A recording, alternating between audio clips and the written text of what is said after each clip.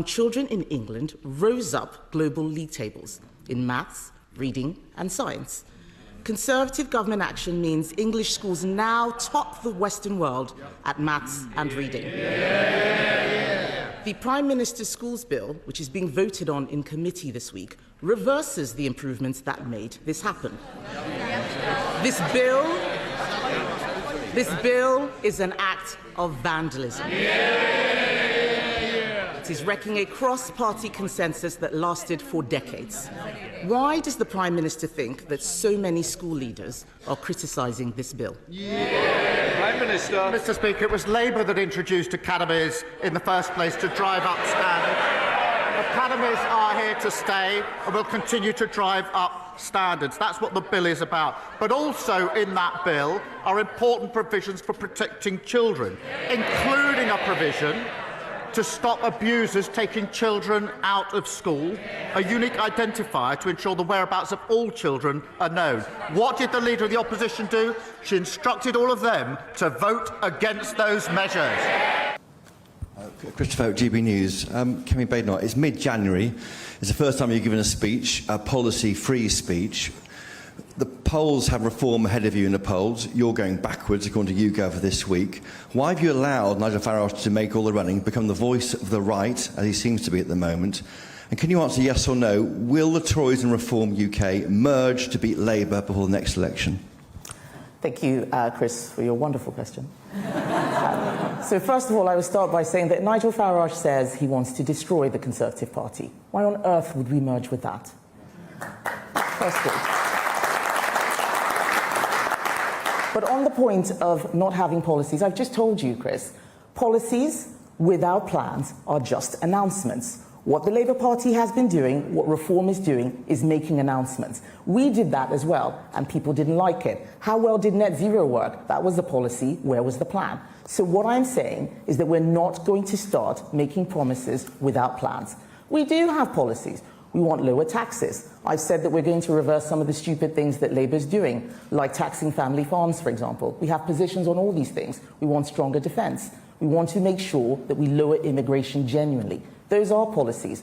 The plans are going to take time. And that means us going away, thinking about them, and developing them with the expertise of people around the country, not just going on TV and saying what we would like to do. That is not serious. Keir Starmer faced Prime Minister's questions today and was grilled by the Leader of the Opposition, Kemi Badenosh, on the government's new schools bill, which is making its way through Parliament. Badenoch described the Children's Wellbeing in Schools bill as educational vandalism and accused the government of letting trade unions run the education department. Starmer defended the bill and repeatedly told the Commons the bill would protect children and prevent abusers from taking children out of school in light of 10-year-old Sarah Shreve being taken out of school for months before she died. The Prime Minister also told MPs the bill would set up breakfast clubs for children and limit the expense of school uniforms. The proposed changes to academy freedoms and pay in the Children's Wellbeing in Schools bill has come under the most scrutiny. Today, during Prime Minister's questions, PMQs, Conservative leader Kemi Badenoch and Prime Minister Keir Starmer engaged in a pointed exchange over the government's recent policies. Badenoch criticized the Labour government's budget, accusing it of milking the private sector due to the announced rise in national insurance and contributions for employers. She highlighted concerns about the financial strain this increase would place on local councils, particularly regarding higher social care costs. In response, Starmer defended the budget, emphasizing the necessity of the NI rise to fund essential services like schools and the NHS, and questioned the Conservatives' alternative funding solutions. The debate also touched on the sensitive issue of grooming gangs. Badenoch reiterated her party's call for a new national inquiry into the historical grooming gang scandal, arguing that previous investigations did not account for all victims and that a comprehensive inquiry was necessary to address ongoing concerns. Starmer countered by stating that another inquiry could delay the implementation of existing recommendations aimed at protecting victims, emphasizing the importance of acting on current findings rather than initiating new investigations. Despite Badenoch's focused approach during this session, commentators noted that her efforts were undermined by a lack of preparation, as Labour had already addressed the main issues she raised. Starmer, though unprepared for these specific lines of questioning, managed to handle her critiques effectively, leaving Badenoch's performance improved but still insufficient to significantly challenge the government's position.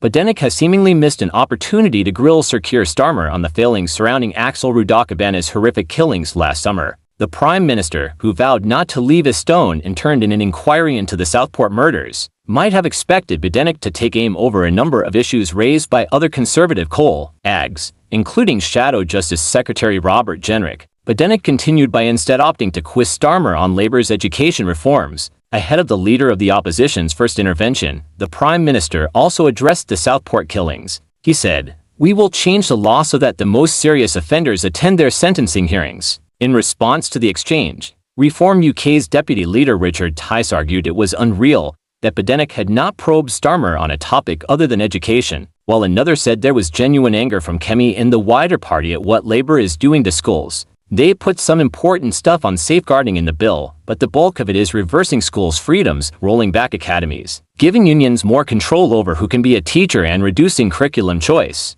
Another Badenoch ally came to her defense after Prime Minister questions Tory leadership runner-up Robert Jenrick, who said Sir Keir Starmer had no answer to the Leader of the Opposition's questions because there are none.